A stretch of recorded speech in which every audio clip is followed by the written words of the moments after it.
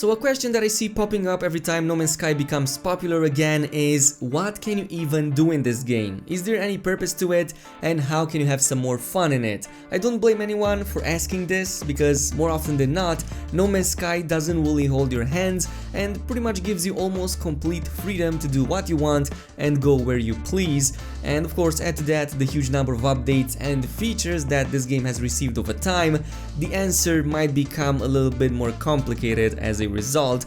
But do not worry, I've got a list of 20 amazing things you can do right now in No Man's Sky, so let's get to it. And for those of you who are still on the fence about finally jumping in this game, I've got an awesome discount for you guys that might change your mind, and you can get the game less than half of its normal price by simply following the affiliate link down below. And of course, we also have an awesome giveaway going on, and you can take part in it and win No Man's Sky or literally any other game you want to. Of course, we have the links down in the description box, and neither of these would be possible without Instant Gaming, so a huge shout out to them for making this possible. But coming up at number 1, it's now more important than ever to finish the main storyline fully. Not only does it serve as an awesome tutorial for fresh players, but it also rewards you many, if not most, of the important blueprints and technologies that are later needed for basically everything in the game. It's also a pretty interesting story that lasts for about 30 hours,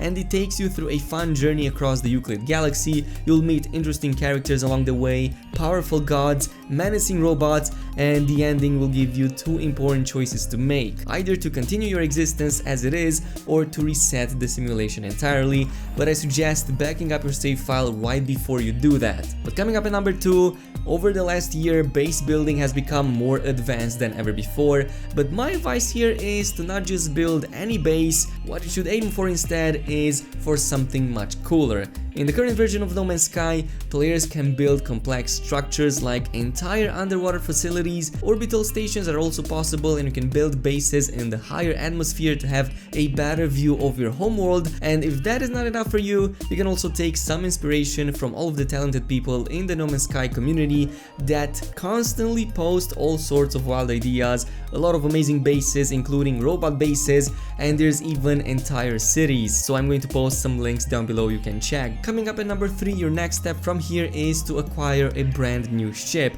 They come in all shapes, sizes and colors, and all have different uses. In the beginning, of course, I suggest something a little bit less expensive like a shuttle, but if you're already rich, you can go for a full-sized hauler to better stockpile your loot.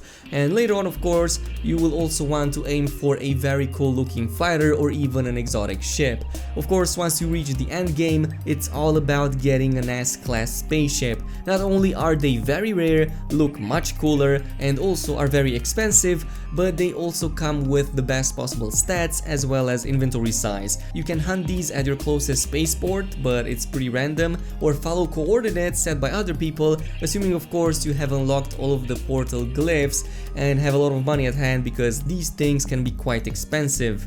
At number 4, there's the multi-tool, the single most useful, well, tool a traveler has in its arsenal. You start with a rather puny one, but just like in the case of the ships, there's multiple categories, all very distinct from one another, and of course your endgame goal here is once again to get your hands on an S-class variant. The 2 best types of multi-tools in the game are the experimental, which is optimized for mining resources, and the alien multi-tool, which is more suited towards dealing damage. But really, you can go for whichever you find the coolest, as long as it's max rank and has a full 24 slot inventory, so you can put all of the upgrades in it. You get these mainly from outposts, of course, but other aliens can reward them as well, and you can also acquire them from monoliths, but again, it's all random and it can take some time to find them. At number 5, probably the biggest acquisition you will want to make in this game is a freighter. You're freshly starting up and you want something a little bit bigger than your ship, then the freighter is what you're looking for. And of course, the main story even gives you one for free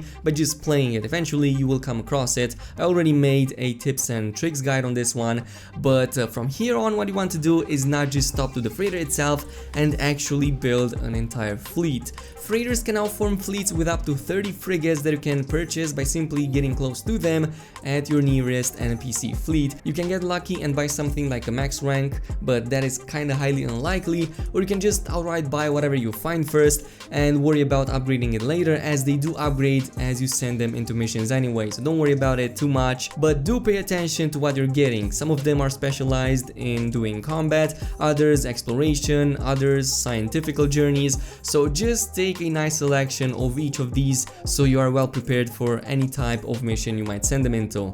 At number 6, your ships, multi-tools as well as fleet are not the only ones that require an upgrade. You do as well, and in fact there is a very big number of upgrades you can apply to your character, from increasing your exosuit inventory size, increasing your jetpack duration, survivability, and a ton more on top of this. For inventory size, of course, check the drop pods randomly on planets or on space station inventory units to upgrade any of the 3 exosuit inventories. Be careful though, as these get exponentially more expensive as you unlock them. Also, getting blueprints from merchants using nanite clusters, installing them will require elements, so check the requirements before doing so.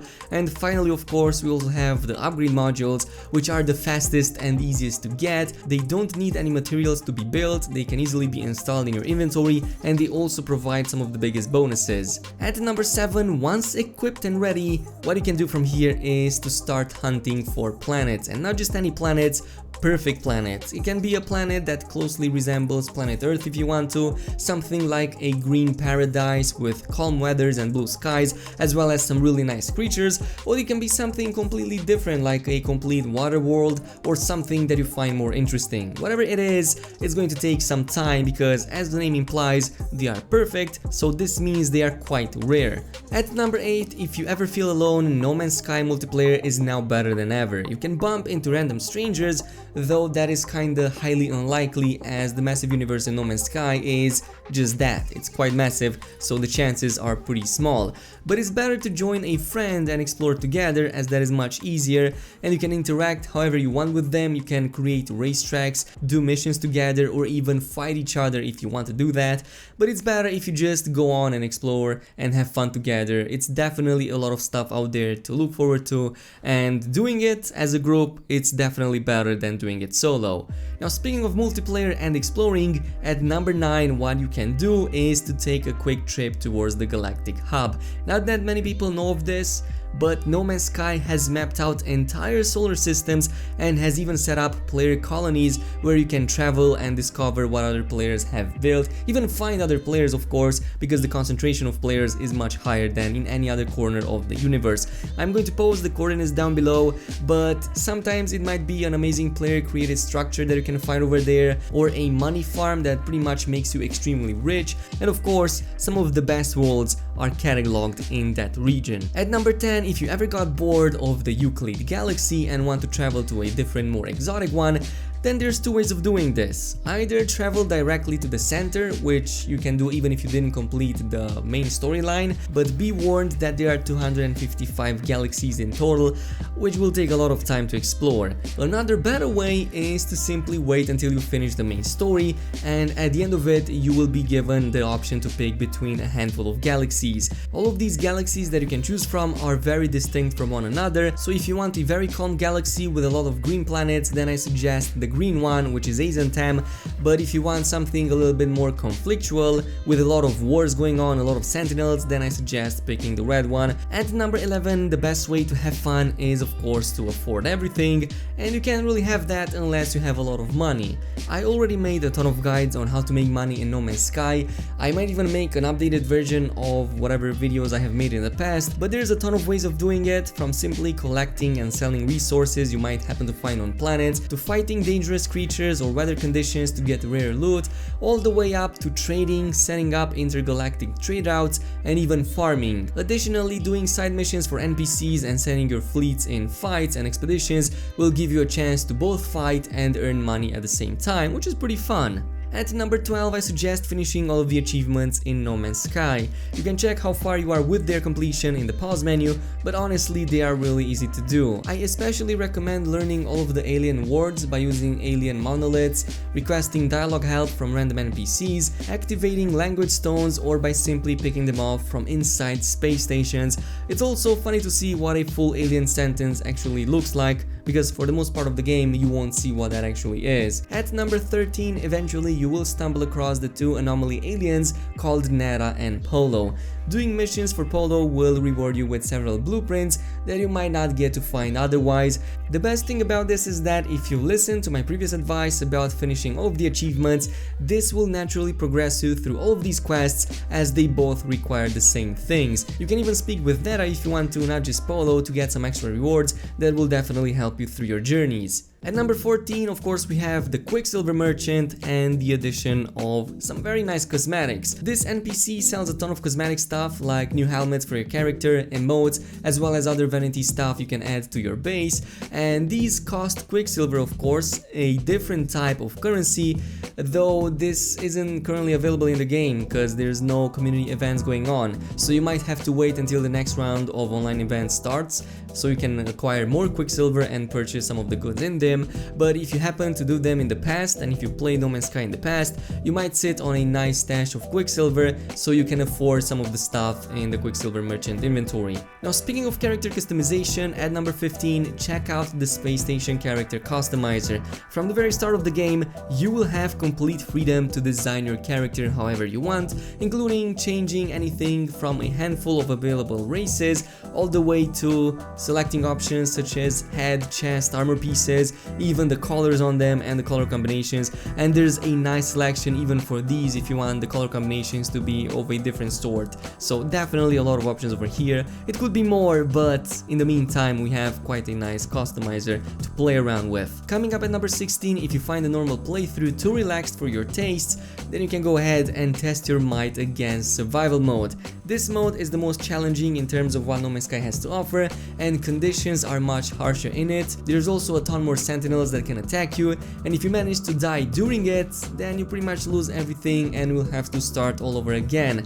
So one simple mistake, like staying for far too long out in the open, like in the cold, or jumping from too high up, can put an end to countless hours of gameplay. But of course, that is the thrill of playing this game mode. You only have one life, so make it count. At number 17, No Man's Sky is kinda like a screenshot simulator, as I sometimes like to call it. More often than not, you will find absolutely breathtaking scenes that just beg to take some recordings of them. Fortunately enough, the game has a fast and easy to use photo mode that will let you take quick screenshots and save them. You can control quite a bit in it, including of course the filters you can use, the blur, the background, and of course the positioning of the sun, which I find really awesome. You can set the scene as perfect as you want to by simply adjusting the positioning of the sun. It's not the most advanced, but it does a great job at what it's intended for. At number 18, if you don't know where to go next and want to let the game decide for you, then travel to your nearest black hole and jump through it.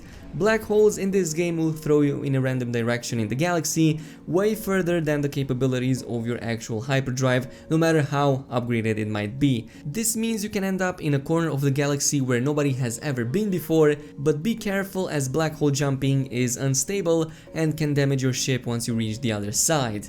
At number 19, this mostly goes for PC players. No Man's Sky is quite moddable, and there are a lot of good mods out there that can improve this game both visually as well as gameplay wise. There are some very talented modders in the No Man's Sky community that have come with some very interesting concepts, and of course a lot of them even completely changed the way No Man's Sky looks. The two best sources for mods I recommend are of course Nexus Mods and nomanskymods.com. You will need to register on both of these if you want to, but they are free and take only a few minutes in the exchange for countless hours of more fun. And finally, at number 20, another thing you can do is to stockpile everything. This game is pretty much centered around gathering and storing stuff, so naturally you will want to do more of that, and even more so now that a huge update is just around the corner.